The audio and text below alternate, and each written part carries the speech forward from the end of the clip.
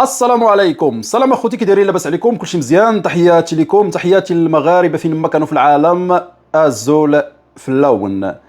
اول حاجه بغيت نشكر الناس اللي دعمونا واللي تابوناو معنا في القناه الاحتياطيه. شكرا لكم بزاف، شكرا على التفاعل ديالكم، شكرا على الدعم ديالكم. القناه الحمد لله راه غادا مزيان بفضل الدعم والمسانده ديالكم. الناس اللي مازال ما تابونوش معنا في القناه الاحتياطيه فضلا وليس امرا، نتمنى اخوتي ما تبخلوش علينا بزر الاشتراك وفعلوا جرس التنبيهات. وشكرا لكم بزاف. القناه مازال جديده ومازال محتاجه الدعم والتشجيع ديالكم. حلقه اليوم ان شاء الله غادي تكون حلقه متنوعه، غادي نتكلموا على بعض الفيديوهات اللي تداولات في السوشيال ميديا في مواقع التواصل الاجتماعي بخصوص الشناقه، وكذلك غادي نتكلموا على بعض الحوايج اللي خاص المواطن يرد لهم البال ملي يمشي يبغي يتقدى الاضحيه ديالو. غادي نبداو بهذا الفيديو اللي كتشوفوا معايا الان قدامكم في الشاشه. هذا شناق شدوه السلطات في السوق كيبيع وكيشري في الاضاحي. هذا الشيء هذا في جماعه طمطل التابعه لاقليم سيدي بنور جهه مدينه الدار البيضاء. كما كتشوفوا معايا شاري زوج ديال الاكباش وطالب فيهم 86 الف ريال. دابا شوفوا معايا عباد الله، هاد الكباش اللي طالب فيهم هو 86 الف ريال. يعني ملي غتجي دير واحد العمليه حسابيه تقريبا نقول واحد 43 الف ريال لكل واحد فيهم. ليه تا 1000 درهم، تا 1500 درهم ما تعطيها في هذا الحولي هذا. اشنو دار هذا الشناق هذا؟ شرا هاد الاكباش في السوق وباعهم في هذاك السوق فاش شراهم نيت. فوقفوا عليه السلطات كما شفتوا معايا وحجزوا ليه على الاكباش ديالو، وراه داروا معاه المزيان. اما شتي هذا الان خاص يتم الاعتقال ديالو، لانه راه ملي كيشدوك راه ماشي غيحجزوا لك على الاغنام فقط صافي وسالات هنايا، لا، راه كذلك القضيه ممكن يكون فيها اعتقال كذلك. كما اعتقلوا هذا كما كتشوفوا معايا، ها هو الان تم الاعتقال ديالو في مدينه سطات. شدوه كيبيع الاضاحي كذلك بواحد الثمن اللي مبالغ فيه وتم الاعتقال ديالو. يعني اي شناق، اي واحد كيزيد على الدرويش، اي واحد كيزيد على المواطن او كيشري الكباش وكيعاود فيهم البيع، خاصو يعرف انه هنا راه كيعرض راسو للمساءله القانونيه.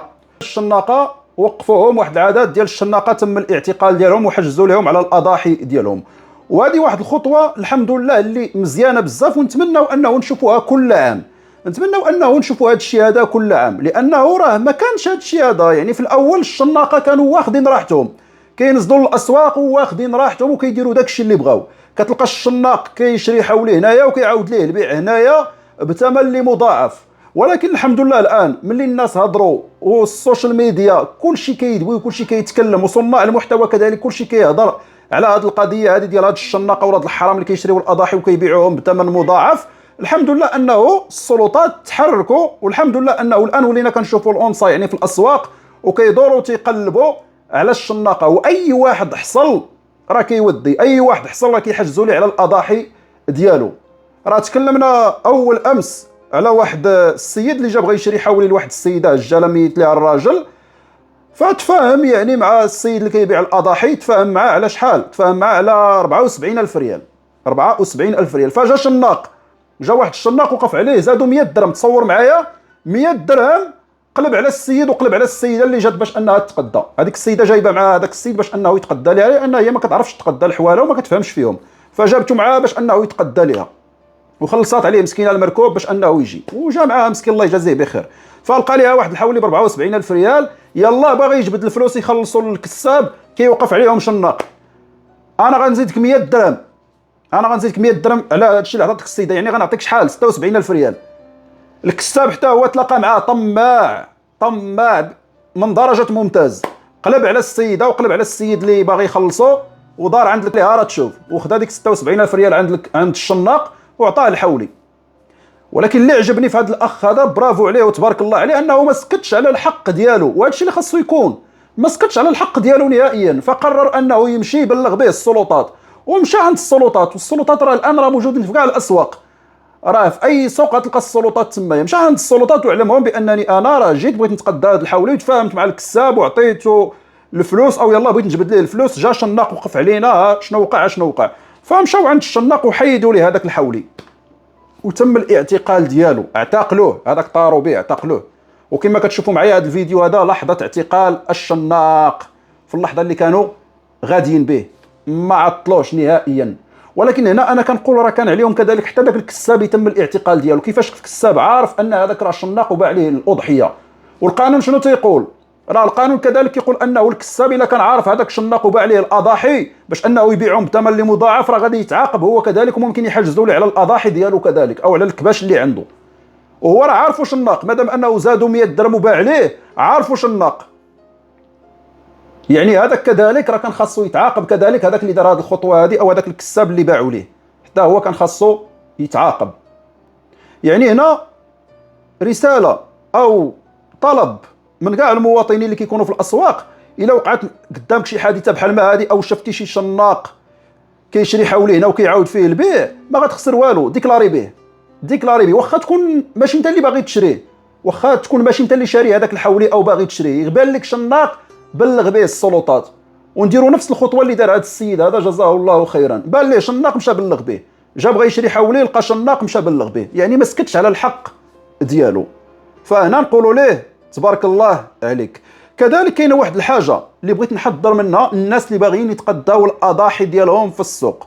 هذا الشيء هذا راه تكلمت عليه في القناه الاولى في القناه الرسميه ديالنا، ولكن ماشي مشكل نعاودوا نتكلموا على هذا الشيء هنا كذلك باش اللي ما شافش التحذير في القناه الاولى يشوفوه هنا. الناس اللي غيمشيو يبغيو يتقداو الاضحيه ديالهم، من الاحسن انك تدي معك واحد كيفهم في الاكباش او كيفهم في الخرفان، لانه راه ممكن انت غتقدا واحد الاضحيه غتبان لك مزيانه، في الاخير غتديها غتموت لك، او غتديها غتلقاها اصلا ما دايزاش في الضحيه.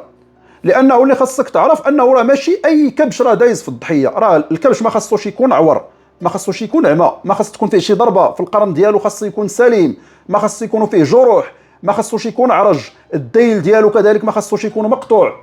ولكن راه كاينين شي شناقه، كاينين شي كسابه ولاد الحرام راه عارفين هذا الشيء هذا، وعارفين ان هذه الاضاحي راه لا تجوز في الاضحيه او ما دايزاش في الضحيه، ومع ذلك كينزلوا هذه الاضاحي للسوق او كينزلوا هذه الاكباش للسوق وكيبيعوها للمواطن. على سبيل المثال شوفوا معايا هذا الفيديو هذا واحد المواطن مشى للسوق باش انه يتقدى الكبش ديالو باش يعيد به، كياخذ الكبش ديالو او شرا الاضحيه ديالو، في الاخير كيكتشف ان الديل ديالها مقطوع. وباش ملصقين هذا الديل هذا، شوفوا معايا ملصقينه بقنبه عباد الله، شادين الديل وملصقينه بقنبه، يعني ان هذا الكساب ولا هذا الشناق اللي باع عليه هذا الحولي عارف انه ما دايز في الضحيه، عارف انه راه هذا الحولي هذا ما دايز في الضحيه. وشنو دار؟ خدا داك الديل اللي تقطع عليه ولصقوا الكبش وزيروا بقنبه، حيت عارف اذا شافوا المواطن ما غاديش ياخذوا لانه ما دايز، عارف اشنو كاين. بدل ما انه ياخذوا مثلا ويبيعوا للجزار، لان الجزار باغي غير يبيع اللحم، لا، باعوا للمواطن اللي باغيه للضحيه وهو راه ما دايز في الاضحيه. يعني هذا الكساب هذا راه دار شي حاجه اللي خاصو عليها الحبس، وراه الامين ديال السوق كيوصي وكيحذر الناس اللي كيشريو الاضاحي من السواق او في الاسواق انهم ياخذوا بطاقه التعريف الوطنيه من عند اللي باع لهم. ماشي تاخذ بطاقه التعريف الوطنيه، تاخذ غير بطاقه تصورها، مثلا يعطيك بطاقه التعريف الوطنيه ديالو تصورها باش حتى الا طحتي في شي مشكل بحال ما هذا تعرف فين تشد. كارت السنان شد لك كارت السنان صورها ويعرف بعد ما يشري، ولا ما يعرفش يشري شو يشري ليه ويخلصوا. اللهم اني قد بلغت. دابا الان هذا اللي شرا هذا الحولي مسكين ولقى الديل ديالو مقطوع، فمن غيشد؟ فين غيلقى هذا اللي باع عليه؟ راه شرا غير في السوق، هذاك اللي باع عليه راه هز المسائل ديالو وزاد بحالاته. شحال من واحد كيشري اضحيه، شحال من واحد كيشري اضحيه مازال ما كيوصلها للدار كتموت ليه. بحال واحد السيده بالامس شرات اضحيه ب 7000 درهم، تصوروا معايا كبش كيبان لك واقف، ها انتم في الفيديو راه قبل ما يموت ها هو الكبش راه كان واقف صحه سلام مع مول التريبورتور، ها انتم الحولي راه كيبان واقف صحه سلام، وهذا اللي شادو راه مول التريبورتور، وما قدرش انه يحكم هذا الحولي بوحده، يعني هذاك كيجر وهذاك كيجر، الحولي كيجر ومول التريبورتور كيجر، تبارك الله حولي واقف صحه سلام. فهذا الحولي هذا تصوروا معايا انه ما وصلش للدار، معاه الزومول التريبورتور غادي به للدار، 5 دقائق من بعد ما تمشاو مات الحولي، بقى كيتركل مات. فاش رجعته السيده لهذاك اللي باع عليها انكرها، قال لها لا ما شريتيش عندي، انكرها. فهنا تدخلوا الشهود، لا السي هاد السيده هذه شرات عندك الحولي وكذا، المهم ما بقيناش عرفنا واش عوضها ولا لا. المهم قريت بعض التعاليق كيقولوا انه راه تفاهموا في الاخير راه عوضها، ولكن الله اعلم. اما هو في الاول بحسب ما قال مول التريبورتور انكرها، ما شريتيش عندي. فتصوروا معايا من بعد 5 دقائق من بعد ما داتو من عنده مع راكبين في تريبورتور الحولي مات. فجاو يسولوا الناس اللي عندهم خبره في الحواله شنو قالوا لهم؟ قالوا لهم ان هذا الحولي هذا غالبا واكل الملحه مع الماء، يعني راه كيعطيوهم الملحه مع الماء باش انه يتنفخوا ويتقدروا ويبان لك الحولي واقف. وكاين اللي كيعطوهم الخميره باش يبان لك الحولي منفوخ، ولكن معاك كتديه انت كيموت لك. يعني بنادم خاصو يكون راد البال لهاد المسائل هادو. رد البال اول حاجه الاضحيه تكون سليمه ما يكونش فيها شي عيب باش هكا تكون دايزه في الضحيه. زيد على ذلك رد البال انه تشري شي حولي يكون محصور، وهادو كذلك راه موجودين في السوق. الحولي كيكون محصور يعني كيكون فيه مشكل في النبوله ديالو، ما تيبولش، شرف الله وجوهكم، كيكون مزير ما يقدرش انه يبول. معاك كتوصلوا للدار يضرب عندك ساعتين 3 سوايع كيموت. وهاد الحواله اللي كيكونوا محصورين راه كيبيعوهم بثمن اللي ناقص بزاف في السوق. راه ممكن يحاول يبان لك قداش يقول لك فيه 1500 درهم 2000 درهم، انت غتسمع الثمن غيجيك من الجنه والناس، غتاخذو غتديه للدار غتلقاه مات. يكون باين وبنادم يرد البال. ومن الاحسن بنادم الا ما كانش كيفهم في الاكباش او ما كانش كيفهم يعني في الخرفان او ما عندوش خبره في هذا المجال هذا، من الاحسن انك تدي معك واحد يشري لك او واحد يشوف لك الحولي واش مزيان ولا لا. وحتى الا ما ديتيش معك شي واحد للسوق، راه موجودين في السوق ناس يبان لك شي واحد عليه الوقار، شي واحد كيبان انه الله يعمرها دار، راه ماشي عيب. راه ماشي عيب انك تعيط ليه تقول له الله يجازيك بخير اجي شوف لي هذا الحولي هذا واش مزيان. يعني باش انك تسول راه ماشي شي حاجه اللي ناقصه، لا شي حاجه اللي عاديه جدا. انا واحد الحاجه ما كنفهمش فيها نسول. وهذه القضيه انا راه كانت وقعت لي العام اللي فات فاش مشيت بغيت نتقدى الاضحيه. مشينا بغينا نشري واحد الاضحيه، سولنا السيد اللي كيبيع الاضاحي شحال هذا الحولي هذا، عرفتي راه قال لنا واحد الثمن. انا والله العظيم ملي قال لي الثمن شكيت في هذاك الحولي. راه ما يمكنش تصور معايا واحد الحولي كيبان لك واقف، انا قلت غيقول لي شي 6000 ولا 7000 درهم، كيقول لي فيه 2500 درهم ولا ما عرفت 3000 درهم شي حاجه بحال ما هكا. المهم ان ذاك الثمن اللي قال لي مشكوك فيه. انا فرحت بس سمعت الثمن، ولكن في نفس الوقت شكيت. فجينا ندورو بالحولي كنلقاوه جهه القرن ديالو مهرس وفيه الدم جهه القرن ديالو. قلت يا اخويا هذا الحولي هذا راه معيوب، راه فيه الدم جهه القرن ديالو. قال لي وهي راه داك الشيء علاش رخيص. قلت له اخويا هاد الهضره هادي ملي يجي شي واحد يبغي يتقدى عندك قول ليه شنو كاين، واش انت باغي تبيع لعباد الله حولي انت عارف انه فيه مشكل وباغي تبيعوا لعباد الله؟ قال لك لا وراه حتى الحولي راه الثمن ديالو مناسب، راه هادي راه بعناه بالنص ديالو بالخطيه. اخويا هاد الهضره هادي قولها لبنادم، راه غيجي بنادم غيتقدى الحولي عند بالو بانه راه الحولي ما فيهش مشكل، في الاخير غيدي غيضحي به وانت اللي غتحمل المسؤوليه.